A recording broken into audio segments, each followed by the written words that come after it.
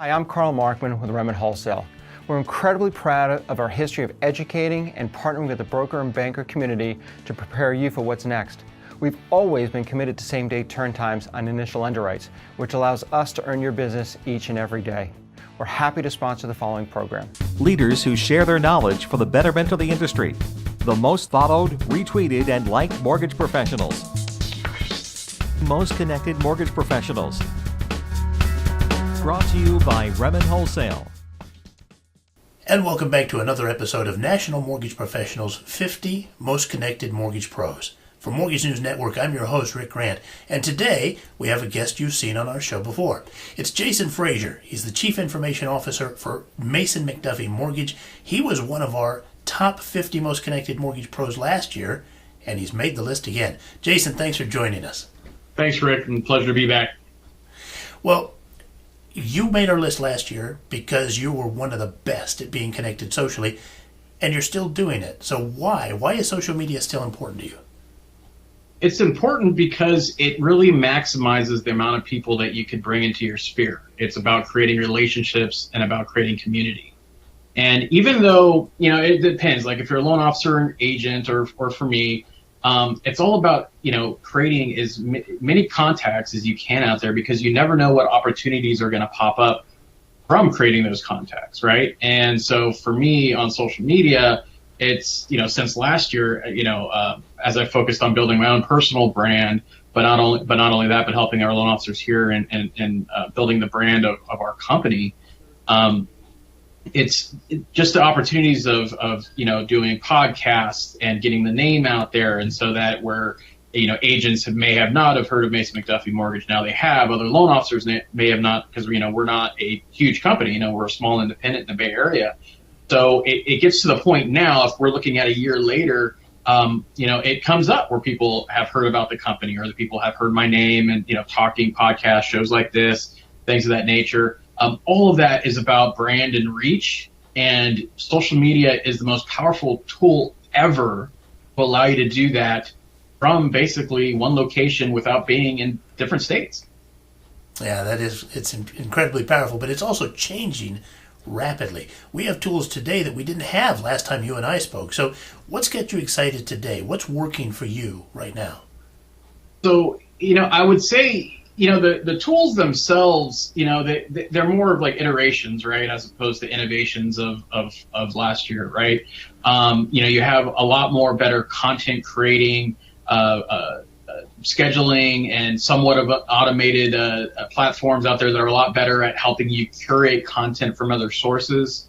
If I'm looking at just the social media landscape, the tools that I like the most is new like if you're doing blog posts, you could use apps now to turn those into videos. If you're doing videos, you could turn those into broadcasts, blogs. And it's basically taking the text. You got transcription services. So what it allows you to do is to really focus on doing maybe one piece of content or evergreen content. Let's just say a blog that you can do video post off of that. You can do a podcast off of that. And so there's all these syndication services out there so that you can easily now, because it used to take a lot of work to do, if you want to do a blog and a video, YouTube and podcasts and all that stuff. Now there's a lot of these syndication services that keep these, these channels focused, and that you can just kind of put it in one queue and then create your content off of that. So it's efficient. It allows you to reach different mediums, because, as you know, on social media, the audience that's on Facebook isn't necessarily the audience that's on Instagram or on Snapchat or Twitter or LinkedIn. They're all different. They're all different types of wants and needs and why they go to that network. Like me personally, I'll say the biggest change in social media from the last time we talked has been LinkedIn. LinkedIn has 10x their engagement. Their feed, their algorithm, everything is excellent. LinkedIn is actually my number 2 network right now that I go on. It's great for creating, networking, business to business, even, B2B, B2C. But it's really cultivating that mentality of that we, call, B to X, which is to everybody, right? So it's the variable. You're reaching everybody. So people go on LinkedIn just to talk about, more business related stuff. And then, Facebook is still the more of the, the party, right? The community party. And then you have your BNI network groups on LinkedIn, except that the news is better. The people sharing the information is better. It's more value based. It's not political. It's not the stuff that people dislike about Facebook and Twitter and stuff like that. So to me, as far as the biggest change in social media, it's been the rise of LinkedIn, where people are actually, focusing on doing content on LinkedIn more than they ever have.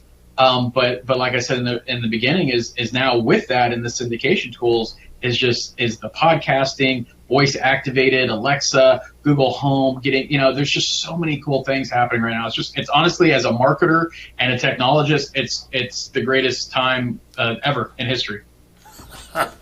Well, you certainly make it sound that way, Jason. Now, despite that, there are a lot of folks out there in our industry, believe it or not, who are still not using these tools, not just effectively, but I mean not at all. So what's your advice to somebody that needs to get into it, but they just don't know what the first step is?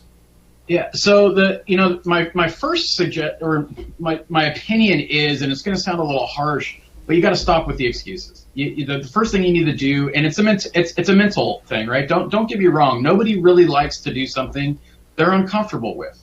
And no, we're not talking about just social media. Anything. No one likes to do something they're comfortable with. However, the excuses of they didn't grow up with it. I didn't grow up with it either. Facebook wasn't around when I was in high school. It wasn't around when I was in college. It didn't exist until really in it, as far as people paying attention to it, until the early 2000s, 2003, right? That's when people started recognizing this stuff, right? And so at that time, if you're looking at my age then, right, I'm what, so I'm maybe 20, low 20s, something like that. I didn't grow up my whole life with that. I didn't grow up my whole life with a computer, right? I mean, that's the same thing, is that people need to get past that mental block of I didn't grow up with it, because it's a crutch that people need to just throw away that doesn't really help anything. So the second part is understanding yourself of what is holding you back. What are you uncomfortable with? What are you afraid of? And it's not afraid of the change. It's being afraid of not being prepared for the change. And so what is it going to take you to be prepared? So there's a little self-awareness in there that people need to come and understand, saying, okay, this is why it's stopping me. And then getting people, right, either like me, or there's plenty of other teachers and coaches out there, to go to them and just and start small, right? Start with one thing. That's my advice to everybody, is like, don't go create Twitter and LinkedIn and Snapchat and all this other stuff. Hey, I should learn Snapchat. It's like, well, no, you need to learn how to do Facebook first, right? Facebook is where you're going to get your most ROI across any platform, bar none, especially with advertising. That's it. So focus on Facebook. Learn that. Learn one thing. If it takes 5 months to learn that one thing, then it takes 5 months for you to learn that one thing. But I'll tell you right now, if you do one small thing and you learn Facebook, that will be an absolute foundation to make things so much easier on every other channel, because you're now going to be comfortable, and that biggest roadblock that you had will now be away. But you got to understand that everybody is capable of this. In my coaching groups, in my sphere, across all my social media channels and networks, I'm talking about 11,000 professionals. If we're talking title, insurance, mortgage, real estate, agents, everybody. It's about 10 to 11,000 people, right? I have a 75-year-old that's doing Snapchat, doing real estate coaching on it. I had 50 and 60-year-old people doing that stuff. I know people, people, they just always assume that because of that they're age banded in certain ways, that they can't do X, Y, and Z, and they absolutely can.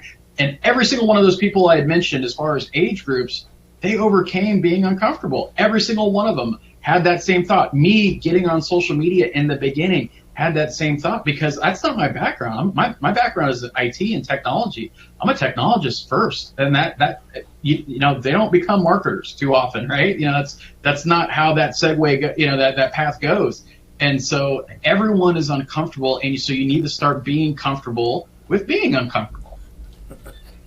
We've been visiting with Jason Frazier. He's the CIO of Mason-McDuffie Mortgage. Jason, it's always a pleasure visiting with you. Thanks for being on the show.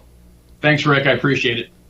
We want to thank our sponsors as well for making this possible, Remen Wholesale, and thanks to all of you for watching. Until next time, I'm Rick Grant.